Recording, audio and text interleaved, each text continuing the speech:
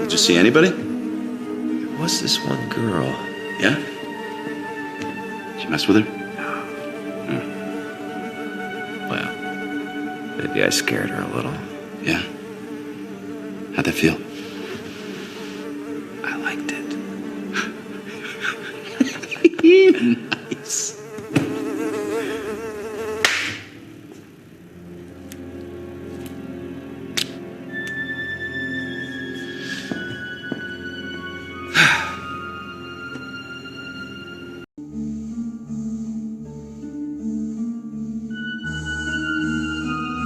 Hollow Man is a 2000 science fiction horror film directed by Paul Verhoeven that would find box office success and would be praised for visual special effects.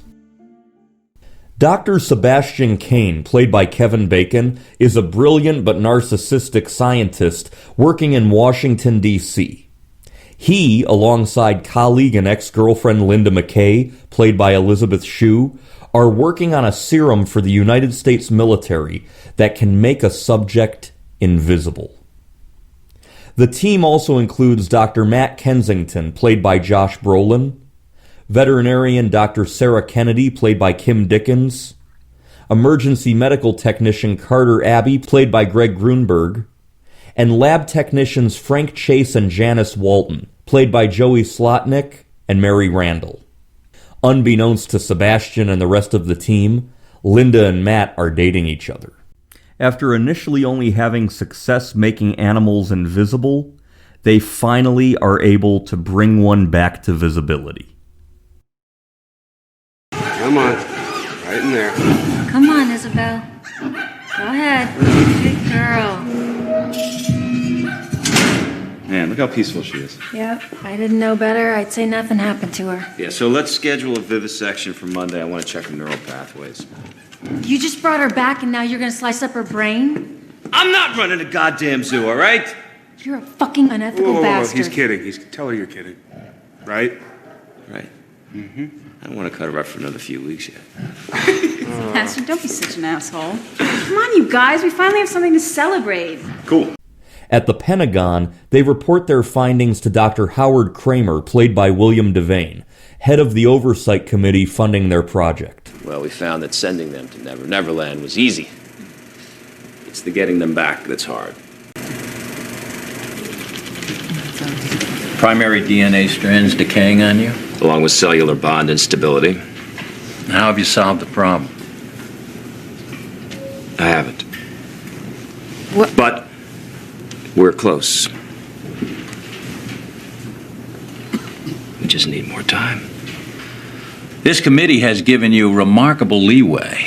We've tolerated your personal eccentricities as well as your need for privacy, and I assure you, our patience is running out. If we don't get results and get them soon, your genius will cease to impress me. And if you can't make it work, I'll find another Sebastian Cain who can. What the fuck just happened in there? Yeah, this better be goddamn good. I wasn't ready for them to know yet. Oh, you weren't ready. Ready's got nothing to do with it. You have results, you report them. Can I please just explain? You just lied to the fucking Pentagon. Once they know that we've completed the circle, what is to stop them from taking over the project completely? Why would they do that? Because they won't need us anymore. But it's their project, Sebastian. It's gonna happen sometime. Maybe their project, but it's my dream, it's my vision. Knowing that time is running short, Sebastian, Linda, and Matt decide to lie to the rest of the team and proceed with human testing. Sebastian decides that he wants to be the first, despite the obvious risks to his body as well as his mind. Okay, how are you feeling? I'm a little tense. Pulse 88, BP 140/95. It's a bit elevated. I wonder why. Are you sure? Positive. Are we ready up in heaven? Ready.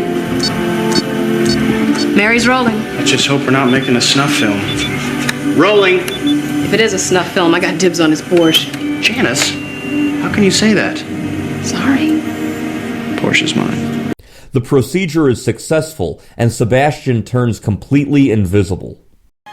Bioquantum phase shift occurred at 1826. Is he okay? Yeah, he's in bioelectric shock. Passed out from the trauma. Vitals returning to normal. Pulse 110, dropping. Blood pressure's 130 over 75. Quantum readings normal. Electrical activity is stabilizing.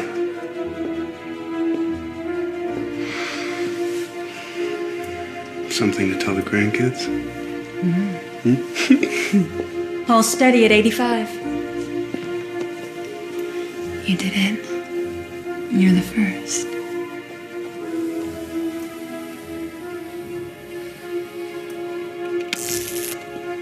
Sebastian enjoys sneaking around and using his invisibility to scare and prank the team. Okay, now I feel like we're playing Marco Polo. I wonder where he is now. Well, I see the procedure's not changed your personality. Oh, he just pressed by me. No worries, I'm on it. You see anything? Where is he? You got him? Sebastian. Gotcha, Chief. You guys have no sense of fun. Oh my God. So I've arranged for one of us to be here 24/7 in case you need anything. However, Sebastian goes too far when he gropes and sucks on Sarah's breasts while she's sleeping.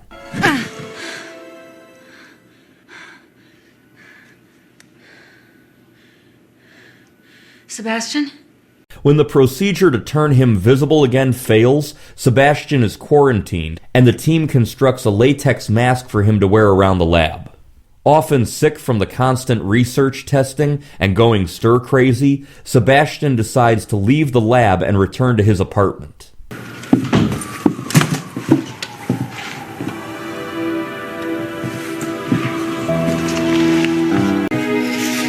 Shit.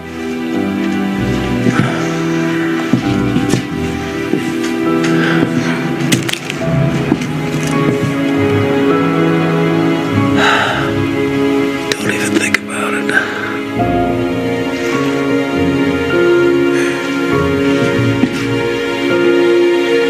Who's gonna know?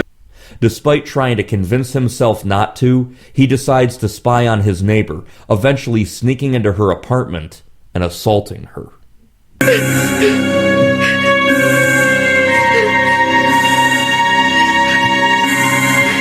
Linda and Matt become concerned that the experiment may be taking a toll on Sebastian's mind, and that he may only get worse. Sebastian discovers Matt and Linda's secret affair, and that they went to Kramer telling him about the unauthorized experiment. Knowing that he has been betrayed and that the military will take him down, Sebastian Kane turns his anger into murderous rage.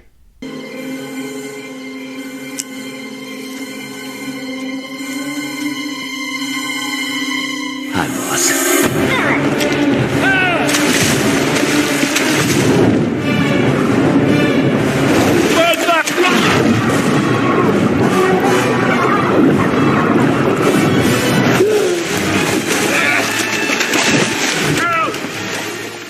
An early draft of the screenplay for this movie was titled The Incredible Dr. Nobody. In this version of the screenplay, Kevin Bacon's character bore the corny, if apt name, Dr. Noah Body. In rewrites, both the picture's title and the name of the lead character were changed so that the material could be taken more seriously. In order to use the title, producers had to buy the rights to Dave Simmons' 1992 novel Hollow Man. The novel has nothing to do with Invisible Men. Hollow Man was one of very few films allowed to shoot directly in front of the Pentagon building, with director Paul Verhoeven expressing surprise that the script was approved. Guy Pearce and Edward Norton were considered for the role of Sebastian Kane. Kevin Bacon was chosen for his ability to be both charming and diabolical at the same time. Kevin Bacon wanted the role of Sebastian Kane badly because he really wanted to portray an invisible man whose own morality decreases. Jennifer Lopez was offered the role of Linda McKay. The role went to actress Elisabeth Shue. Elisabeth Shue categorized the film as a story of the dark, seductive nature of evil, and also pointed out its voyeuristic qualities. Robert Downey Jr. was considered for the role of Matthew Kensington. During filming, Kevin Bacon wore skin-tight costumes in green, blue, gray, or black to assist with the adding of visual effects. Kevin Bacon also had to wear full eye contact lenses the same color as the suits for most of the scenes. To get the right reaction from the cast, Paul Verhoeven had speakers put in different places on the set and had Kevin Bacon's voice come from different speakers so that the cast would genuinely react to the invisible character moving around. Kevin Bacon admitted that one of the reasons he accepted the role was under the false assumption that he wouldn't need to be on set for the scenes where he's invisible, and that it would be an easy performance. He claimed that, to the contrary, it ended up being one of the most physically demanding and difficult roles he ever portrayed in his career. Filming was shut down for 7 weeks after Elisabeth Shue tore her Achilles tendon during filming. The producers thought about replacing her, but they chose to postpone production instead. This is the first Hollywood movie of Paul Verhoeven that got an R rating in his first submission to the MPAA. His previous American films, RoboCop, Total Recall, Basic Instinct, Showgirls, and Starship Troopers, initially received X and NC-17 ratings. A scene depicting the invisible Sebastian brutally assaulting his neighbor, then climbing off of her as she wept, was deleted because test audiences still identifying with Sebastian seemed to feel that it was too early in the movie for him to become that evil. Other deleted scenes included Sarah discussing with Linda and Matt the possibility that Sebastian had fondled her in her sleep. All of these scenes are included in the director's cut of the film. Approximately $50 million of the movie's $95 million budget was reserved for visual effects work. The film was nominated for an Academy Award for Best Visual Effects. Released into movie theaters August 4th, 2000, Hollow Man was a substantial box office hit, grossing a total of $190.2 million worldwide. Despite the box office success, reviews for the film were mostly negative. Director Paul Verhoeven was dissatisfied with the movie. In 2013, he remarked to The Hollywood Reporter that this was the first movie he thought he should not have made, and it wasn't his style of film. I first saw this movie when it was released onto VHS in early 2001, and I enjoyed it. I understand where a lot of the negative reviews come from. Many people say that this film lacks any decent, likable characters. Kevin Bacon's character is an asshole who only becomes more crazy with time. Elisabeth Shue and Josh Brolin are the protagonists, but they are also having a sneaky affair, and then they are complicit in the secret experiment. The audience doesn't really know who to be rooting for. I like to watch this thinking that Kevin Bacon's character isn't all that bad, but only gets worse because of the science experiment. This is even alluded to in the scene where Elisabeth Shue's character says something to the effect of, "The experiment's likely messing with his mind." He's been gone longer than the animals. What if it starts affecting his mind? What if it already has? When I watch this movie, I like to believe that it was the crazy invisible experiment that made him go mad, and that his character, while an asshole, wasn't that evil from the get-go. Another thing, this movie is very sexual. You have nudity, sex, and a lot of pervertedness. The director, Paul Verhoeven, was known for films like Basic Instinct and Showgirls, and he always incorporated a lot of sex and nudity into his films. In a surprising move for some movie fans, including myself, Elisabeth Shue received top billing over Kevin Bacon for this film. I remember when this movie came out, I thought to myself how strange it was that Elisabeth Shue and Kevin Bacon were headlining such a big-budget Hollywood summer blockbuster film in the year 2000. Elisabeth Shue had been nominated for an Academy Award for the 1995 film Leaving Las Vegas, and Kevin Bacon had been at the very top of the A-list in the late 1980s and early 1990s. However, I remember around 2000, both of them had cooled off considerably as leading stars. It had been around 15 years since Elisabeth Shue's hits like The Karate Kid and Adventures in Babysitting and Cocktail. It had been at least 5 to 10 years since Kevin Bacon's hits like Flatliners, JFK, A Few Good Men, and even Apollo 13. Nevertheless, they are great performers, and I enjoyed seeing them in a big-budget Hollywood film in the year 2000. This was also one of the first times I ever remember seeing actor Josh Brolin, and he's great. One character I think really stands out in this film is the character of the veterinarian Sarah Kennedy, played by Kim Dickens. I think she's really sexy, she's spunky, and I think she carries herself well in this role. Which means he's got to get rid of us. God damn you! You could have stopped this at any time! William Devane is also a wonderful actor. I enjoy this film just enough to give it an 8-star review. I recommend the 2000 horror science fiction film Hollow Man.